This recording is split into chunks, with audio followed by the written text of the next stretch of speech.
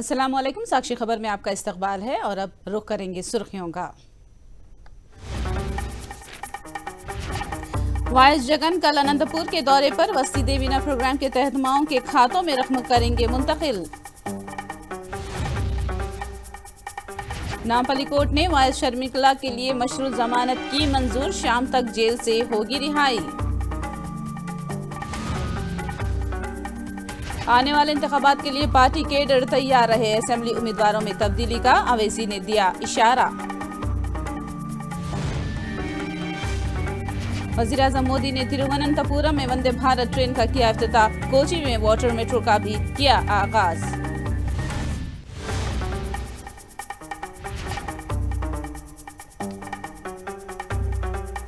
और अब तफसील। वज़ीर आला जगन मोहन रेड्डी कल अनंतपुर जिले का दौरा करने वाले हैं। शिंगमाला हल्के के वारपा में मुनक़िद होने वाले वस्ती देवीना प्रोग्राम में जगन शिरकत करेंगे। जलसे आम में बटन दबाकर तलबा के माओं के खातों में नकद रकम जमा करेंगे। जलसे आम की तैयारियों का रियासती वजीर Usha Shricharan, CM program coordinator T Raghuram और मुकामी MLA जे पद्मावती ने जायजा लिया। మొత్తం ఉమ్మడి జిల్లాలో అయితే అన్న చాలాసారి విజిట్ చేశారు. అయితే జిల్లాలు డివైడ్ అయిన తర్వాత ఇదే ఫస్ట్ టైం మన ముఖ్యమంత్రి గారు ఇక్కడ రావడం. జిల్లా ప్రజలందరూ కూడా ప్రతి ఒక్కరు కూడా ఎదురు చూస్తున్నారు. ఎందుకంటే ఎన్ని సంక్షేమ పథకాలు ఇచ్చిన నాయకుడు మన మధ్యలో ఆయన రావడం చాలా సంతోషంగా ప్రజలందరూ కూడా భావిస్తున్నారు. అదేవిధంగా ఇక్కడ మన సింగనమల MLA గారు, మన పద్మావతి గారి ఆధ్వర్యంలో కూడా అన్ని రకాల ఏర్పాటు కూడా అంగరంగ వైభవంగా జరుగుతూ ఉంది. ప్రతిదీ కూడా ఏదైతే మాట ఇచ్చినామో చూచా తప్పకుండా కూడా పాటిస్తున్నాం. మనం చేస్తున్న ఈ ప్రోగ్రామ్స్ గడప గడపకు మన ప్రభుత్వం MLAలు తిరుగుతున్నారు. అదేవిధంగా మీరే మా నమ్మకం జగనన్న ప్రోగ్రాం మనం తిరుగుతున్నాం. ప్రతి ఇంటిలో కూడా జగనన్ని ఒక పెద్ద కొడుకుగా ప్రజలందరూ కూడా గుండెలో ఆరాధిస్తున్నారు. అలాగే ప్రతి సంక్షేమం అందుకున్న ప్రతి ఒక్కరు కూడా జగనన్న పట్ల ఉంటూ బీసీ, SC, ST మైనార్టీ వర్గాలందరూ కూడా, మరీ ముఖ్యంగా మహిళలు, పిల్లలు, రైతులు, యువతలందరూ కూడా ఏ మెజారిటీ అయితే 2019లో వచ్చిందో దాన్ని బీట్ చేసి ఇంకా అత్యధికంగా 2024లో మరొకసారి మనం కూర్చోపోతున్నాం అనేది సంకేతం అయితే బలంగా ప్రజలు పంపిస్తున్నాం. नायब ब्राह्मणों को कॉलर उठाकर जीने का वाइस जगन ने मौका फराहम किया है। वायएसआर कांग्रेस के general secretary S Ramakrishna Reddy ने ये बात कही। ताड़ेपल्ली में नायब ब्राह्मणों के जलसे तशक्कुर से उन्होंने खिताब किया। इस मौके पर BC वज़रा ने कहा कि BC तबक़ात की जगन ने हर जाविये से मदद की है।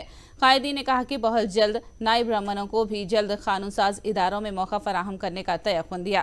कायदीन ने कहा कि बाबू ने BC तबक़ात को हमेशा गिरी हुई नज़रों से ही देखा है।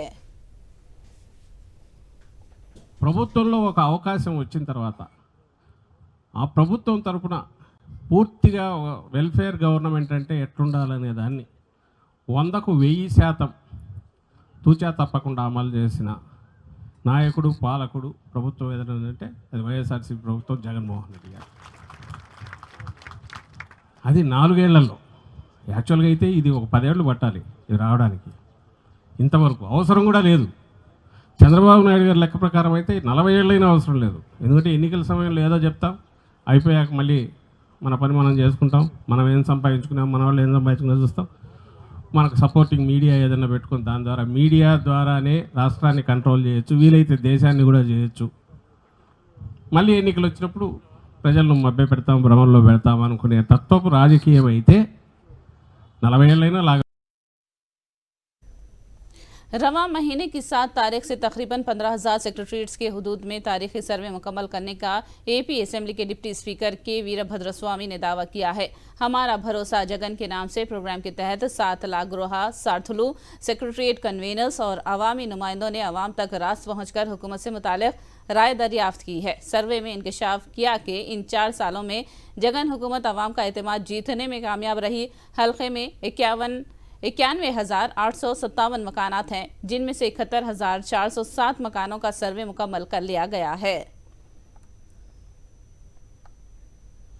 जगन अन्ना ही हमारा मुस्तकबिल प्रोग्राम को बेहतरीन अवामी रद्द-ए-अमल हासिल हो रहा है। MLA समादरी रमेश बाबू ने ये बात कही है। उन्होंने बताया कि कृष्णा जिले के ओनेगड्डा में जिस घर को जा रहे हैं उस घर से मुस्बत रद्द-ए-अमल सामने आ रहा है।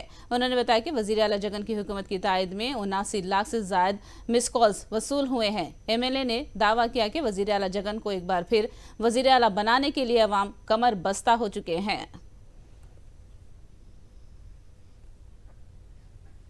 तेलुगु एकेडमी एपी की क़यादत में आचार्य नागार्जुन यूनिवर्सिटी में 2023 उगादी अवार्ड्स की तकसीम अमल में आई है। तालीमी, साइंस और फनी मैदान में कारहाय नुमाया अंजाम देने वालों को अवार्ड्स दिए गए हैं। तालीमी मैदान में गोपी कृष्णा, तिब्बी शोबे में डॉक्टर आला गोपाल कृष्णा गोखले, ललिता फनकारी में पावनी और जाना पिता नाटक में सत्य नायडू, जरई शोबे में गोपी चंद, खिदमात के मैदान में मादिरेड्डी कोंडा रेड्डी, मुसविरी में सुभाष बाबू को अवार्ड्स दिए गए। तेलुगु व तेहबा अकेडमी की चेयरमैन लक्ष्मी पार्वती, वजीर दाखिला तानी टिवनीता ने ये अवार्ड्स तकसीम किए हैं। वायस विजयम्मा ने वायस शर्मिला की गिरफ्तारी को गैर कानूनी करार दिया। विजयम्मा ने आज चंचलगुड़ा जेल पहुंचकर शर्मिला से मुलाकात की। इसी दौरान शर्मिला की दरखास्त जमानत को नामपल्ली की अदालत ने मंजूर कर लिया है। शर्मिला की चंचलगुड़ा जेल से आज शाम तक रिहाई होगी। विजयम्मा ने मीडिया से बात करते हुए कहा कि हुकूमत के खिलाफ सवाल करने पर शर्मिला को गिरफ्तार करके जेल भेज दिया गया। उन्होंने कहा शर्मिला ने बेरोजगार नौजवानों के मसाइल को उजागर किया था। వాళ్ళకి మేమే ఇంకా ఫైల్ చేయలేదు, వాళ్ళ రిమాండ్ కూడా వాళ్ళేం తీసుకురాలేదు. సో వాళ్ళ స్టెప్స్ నెక్స్ట్ ఇది అయిన తర్వాత ఆ కార్యక్రమంలో వెళ్ళడం చూడాలి. వాళ్ళ ఇన్వెస్టిగేషన్ వాళ్ళు ఏమవుతుందో మేము ఆన్సర్ వీఆర్ రెడీ టు ఆన్సర్. సార్ ఎప్పటివరకు రిలీజ్ అయ్యే అవకాశం ఉంది? రిలీజ్ ఎప్పటివరకు? ఎట్లా మరి ఇతను today evening she will be back. ఏమై today evening she will be back. So 100% రేపు అఖిలపక్ష మీటింగ్, అఖిల పక్షాలతో ధర్నా ఉంటుంది. ధర్నా చౌక్లో యాజ్ యూజువల్ ఫిక్స్డ్ ప్రోగ్రామ్ అది. రేపు అది యథావిధిగా జరుగుతుంది. ఇవాళ కూడా మేము దీని మీద ఎట్లయితే చెప్పలేదు బెయిల్ ఆర్గ్యుమెంట్స్లో పోలీసు వారు మాట్లాడితే ఆవిడ ఇంటికి వచ్చి హౌస్ అరెస్ట్ అంటున్నారు. There is no provision in CRPC regarding house arrest. Police వారికి అటువంటి అధికారం లేదు. హౌస్ అరెస్ట్ చేయాలన్నా కూడా మ్యాజిస్ట్రేట్ పర్మిషన్ తీసుకోవాలి. ఒకవేళ హౌస్ అరెస్ట్ చేయాలంటే కోర్టు నుంచి తీసుకురావాలి. లేదు ప్రివెంటివ్ యాక్షన్ కింద మేము తీసుకుంటామంటే వాళ్ళు సిఆర్పిసి ప్రొసీడింగ్స్ ఇనిషియేట్ చేయాలి. ప్రశ్నించడమే తప్ప ఎందుకు ప్రశ్నిస్తాను అనేది కూడా ఎవరికి ఆలోచన కలగట్లేదు. 30 లక్షల మంది పిల్లల కోసం, నిరుద్యోగుల కోసం, మరి ఈరోజు పిల్లల భవిష్యత్తు కోసం గ్రూప్ ఎగ్జామ్స్ లీక్ అవుతాయి, 10th క్లాస్ ఎగ్జామ్స్ లీక్ అవుతాయి. మరి ఇంతమంది పిల్లల జీవితంతో ఆడుకుంటా ఉంది ప్రభుత్వం. దానికి జవాబు చెప్పాల్సిన ప్రభుత్వం ఈరోజు ఒక ప్రశ్నించే గొంతును అరెస్ట్ చేయడం, జైల్లో పెట్టడం అదేమన్నా న్యాయమని అడుగుతా ఉన్నాను.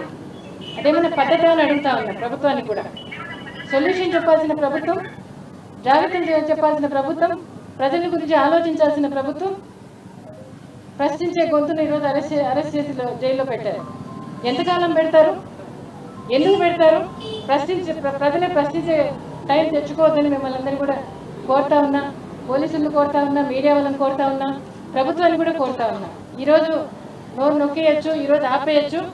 ప్రజలు సంయమనంతో పాటిస్తూ ఉన్నారు. మీరు ఇలాగే జైల్లో పెట్టడము, ఇలాగే మరి ప్రభుత్వాలు ఎవరు ప్రతిపక్షాలు ఎవరు ప్రశ్నించకూడదు అనుకుంటే ప్రభుత్వము ప్రజలు కూడా జవాబు చెప్తారు, పిల్లలు జవాబు చెప్తారు. అదే నేను పిల్లలందరికీ కూడా విజ్ఞప్తి చేస్తాను, సంయమనం పాటించమని చెప్తా ఉన్నా.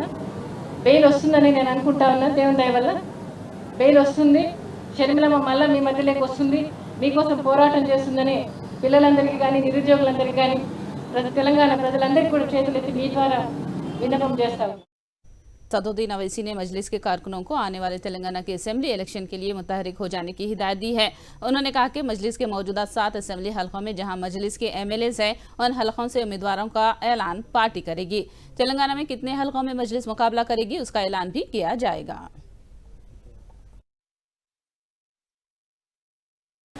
यकीनन जो मौजूदा 7 असेंबली हल्के जात हैं उस पर मजलिस इत्तेहादुल मुस्लिमीन अपने उम्मीदवारों को तय करेगी और सही वक्त पर उसका फैसला भी किया जाएगा इंशाअल्लाह ताला।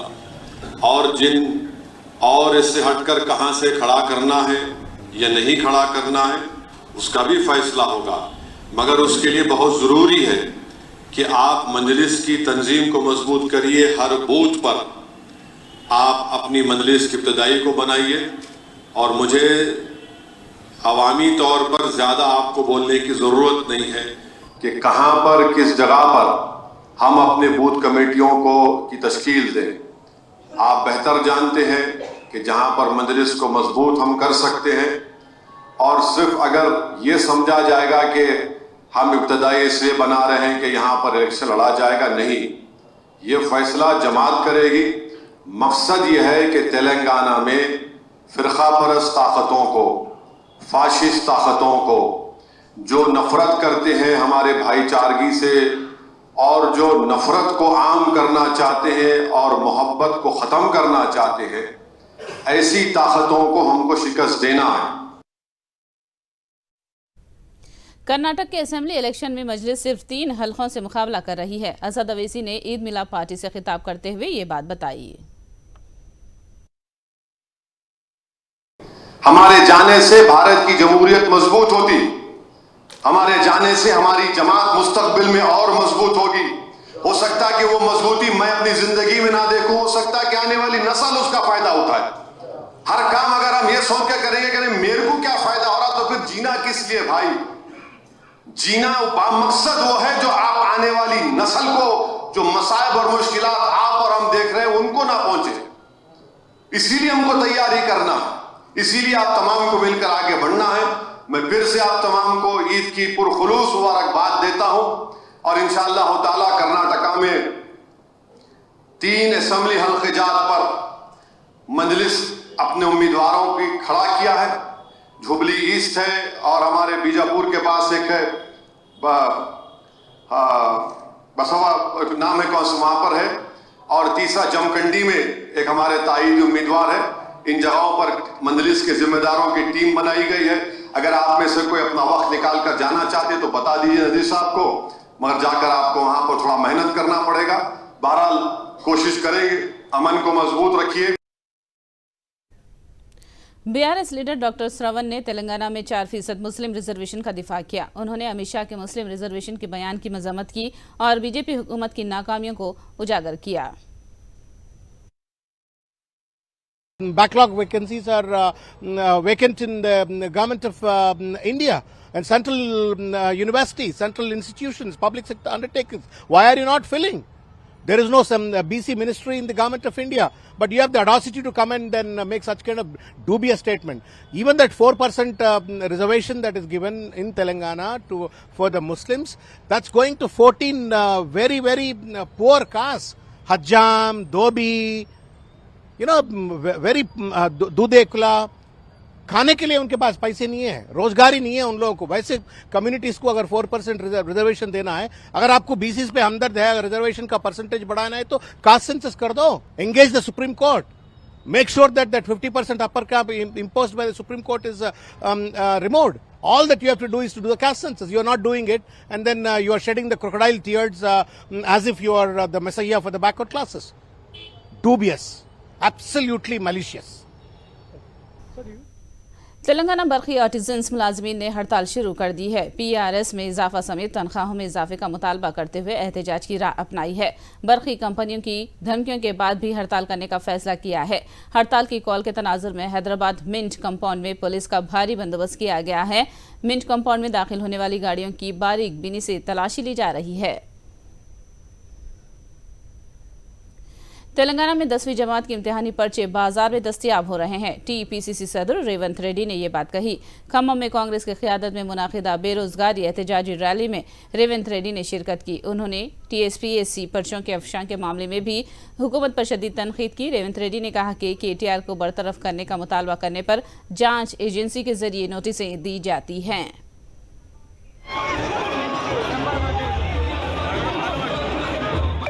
పంపకాల తేడాలు వచ్చి పంపకాలు దిగక వాళ్ళు 100కు డయల్ చేసి సార్ మేము దొంగతనం చేసినాం, ప్రశ్నపత్రాలు అమ్ముకున్నాం, పైసలు వచ్చినాయి, మాకు పంపకాల పంచాయతీ వచ్చింది, నువ్వు వచ్చి తెంపుదురా అని 100కు డయల్ చేసిండ్రు. ప్రభుత్వం పోయి వాళ్ళని పట్టుకుంటే నిజంగానే ప్రశ్నపత్రాలు దొరికినాయి. ప్రభుత్వానికి చెప్పంగానే ఆ కేసును కప్పిపెట్టండి, బయటకు పోతే ఇజ్జత్ పోతుంది, చెప్పుతోని కొడతారని దాన్ని కప్పిపెట్టాలని చూసారు. ఎంబడే ఆ విషయం మాకు తెలిసి దాన్ని పట్టుకొని ప్రశ్నపత్రాలు దొంగతనం చేసినోని దీని వెనకాల ఉన్నోని పట్టుకోవాలని మనం బయటికి తీసినాం. మేము మాట్లాడినాం, నేను నిలదీసిన. మా ఎన్ఎస్వై యూత్ కాంగ్రెస్ పిల్లలు ధర్నాలు చేసిరు, నిరసనలు చేసిరు, రాస్తారోకలు చేసిండ్రు. నేను నిరసన దీక్షలు చేసిన, ఈ ప్రభుత్వాన్ని నిలదీసిన. మాల్యాల మండలంలో కానీ ఉద్యోగాలు ఎట్లొచ్చినాయని నేను అడిగిన పాపానికి దొంగతనం చేసిన పట్టుకోవాల్సింది పోయి ఈ విచారణ చేసే అధికారులు నాకు నోటీస్ ఇచ్చిండ్రు. నువ్వు ఎట్లా మాట్లాడుతావు మా ప్రభుత్వాన్ని, మా కేసీఆర్ని ఎట్లా నిలదీస్తావు, మా కేటీఆర్ నౌకరు ఊడగొట్టమంటావా, నువ్వు వచ్చి చెప్పుదురా అని. నేను పోయి చెప్పిన అధికారికి, ఇంకోసారికి నీ ఇట్లా చేసినావంటే నీ ఈపు చింతపండు అవుతుందని చెప్పొచ్చిన. నేను ఇవాళ అడుగుతున్నా రాష్ట్ర ముఖ్యమంత్రిని, ప్రశ్నపత్రాలు దొంగిలించడాన్ని పట్టుకుంటావా? దొంగతనానికి సహకరించిన నీ కొడుకును మంత్రివర్గం నుంచి బర్తరఫ్ చేయమన్నందుకు నాకు పోలీసుల చేత నోటీస్ ఇప్పించి విచారణ అధికారుల ముందర హాజరుగమ్మని నాకు హుకుం జారీ చేస్తావా? నేనేమన్నా భయపడతానని అనుకుంటున్నావా రాష్ట్ర ముఖ్యమంత్రి చంద్రశేఖరరావు గారు? मुल्क भर में एनआईए की तनखी का सिलसिला जारी है। ममनुआ तंजीम पीएफआई को निशाना बनाते हुए धावे किए जा रहे हैं। ओहदेदार 4 रियासतों के मुख्तलिफ इलाकों में भारी ऑपरेशन अंजाम दे रहे हैं। बिहार में 12 मुकामात पर, उत्तर प्रदेश में 2 मुकामात पर और पंजाब के लुधियाना और गोवा के 1 मुकाम पर एनआईए की टीमें सरगर्मी से धावे अंजाम दे रही है। वजीर आजम नरेंद्र मोदी ने आज तिरुवनंतपुरम में केरला की पहली वंदे भारत एक्सप्रेस ट्रेन का इफ्तिताह अंजाम दिया है। ट्रेन केरला के 11 अजला का इहाता करेगी। इसके अलावा वजीर आजम ने कोची वाटर मेट्रो का भी इफ्तिताह अंजाम दिया। ये अपनी नौयत का मुनफरद प्रोजेक्ट है जो जजीरे में बरखी हार्बर्स बोट से चलाई जाती है। वजीर आजम मोदी ने इस मौके पर अपनी कार से उतरकर पैदल रोड शो में हिस्सा लिया।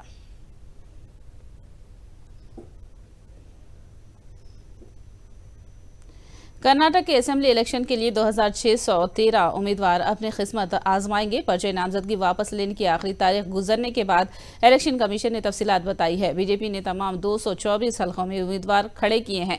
कांग्रेस ने 223 उम्मीदवार इंतखाबी मैदान में उतारे हैं। आम आदमी पार्टी ने 209, बीएसपी ने 133, जेडीयू ने 8 उम्मीदवार खड़े किए हैं।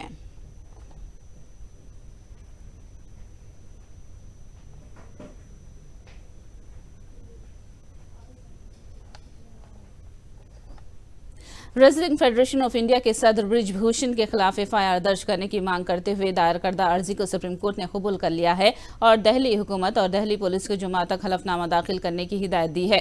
डब्ल्यूएफआई के सदर के खिलाफ रेसलरों ने जिनसी हरासानी के इल्जाम लगाए हैं। सुप्रीम कोर्ट ने इल्जाम को संजीदा लिया है। हमने ये पिटीशन कल फाइल सुप्रीम कोर्ट में करी थी, जिसमें हमने डायरेक्शन मांगी थी कि अक्यूज्ड ब्रिजभूषण सिंह सरन, जो रेसलिंग फेडरेशन ऑफ इंडिया का प्रेसिडेंट है, उसके खिलाफ एफआईआर दर्ज की डायरेक्शन सुप्रीम कोर्ट दे, क्योंकि 21 अप्रैल को शाम को कंप्लेंट दी थी। जो सारे ये ओलंपियन मेडलिस्ट हैं, एशियन चैंपियनशिप में जिनके गोल्ड मेडल्स आए हैं, कॉमनवेल्थ में जिसके गोल्ड मेडल आए हैं, वो सारी लड़कियां सामने आई हैं ये कहते हुए कि हमारे जो ये अक्यूज्ड है इसने हमें सेक्सुअली हेरेस किया है, मॉलेस्ट किया है, एक्सप्लॉइट किया है। इतने सीरियस एलिगेशंस के बावजूद भी दिल्ली पुलिस इस केस में एफआईआर दर्ज नहीं कर रही थी। इसलिए ये सब रेसलर्स को सुप्रीम कोर्ट का दरवाजा खटखटाना पड़ा और आज कोर्ट ने आज कंप्लेंट्स पढ़ी सील्ड कवर खोल के, और पढ़ के उनको लगा कि मामला सीरियस है, इसलिए उन्होंने दिल्ली सरकार को, दिल्ली पुलिस को नोटिस किया है। आखिर में सुर्खियां एक बार फिर। वायस जगन का कल अनंतपुर के दौरे पर वस्ती देवीना प्रोग्राम के तहत माओं के खातों में रकम करेंगे मुंतकिल। नामपल्ली कोर्ट ने वायस शर्मिला के लिए मशरूत जमानत की मंजूर, शाम तक जेल से होगी रिहाई।